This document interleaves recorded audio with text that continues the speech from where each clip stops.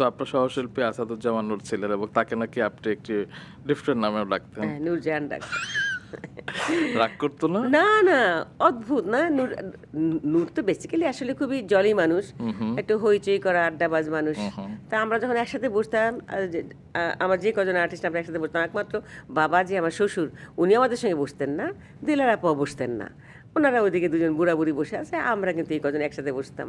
আর বুলবুল ভাই যেটা করতেন, পকেটে হাত দিয়ে দিয়ে খালি হাইটে বেড়াতো, খালি হাইটে বেড়াতো। আমাদের পাশে দিয়ে ঘোরাঘুরি করতো। আমাদের কথার মধ্যে হয়তো ফোড়ন কাটতো, কোনো একটা কথা ধরতো। আর আমরা এই কজন পাশে সামনে বসতাম। নূরও থাকতো ওখানে। তারপরে আমরা যেমন লতা সরে এই করো, এই নূরজাহান তুমি এটা করো, বা এই আর কি। তো ও নূরজাহান বলে ডাক দিলে না উত্তর দিত, বুঝছো? ওনার কোনো বিকার ছিল না ওটার। তার স্বাভাবিক বাহ! আর কি ছিল। বাহ! কারণ সে হয়তো বুঝতে পেরেছিল যে এটা নির্মল ফান আরকি। হ্যাঁ। আর কোনো পচানোর আর ও জন্য না। নূর আমাকে জোহরের ওয়াইফ হিসাবে অনেক অন্যভাবে দেখতো। কারণ সেই দিনও যেদিনও মানে ওকে জেল নিয়ে ধরলো আর কি, তার আগে দিয়ে আমরা লাস্ট একটা রেডিওতে নাটক করলাম। তো সেই নাটকে ও ছিল। তো ও আগে গেছে, আমি পরে গেছি আর কি। আমি যে দরজা দিয়ে ঢুকতেছি ও বসা। আমাকে দেখো কি, আয় আয় আয় আয়।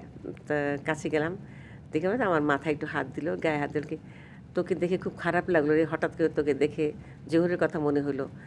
দেখ আমাদের বন্ধু মানুষ, মানুষটা চলে গেল, আমরা কিন্তু এখনো কাজ করে খাচ্ছি। এই লাস্ট কথা ওর সঙ্গে আমার হয়েছিল।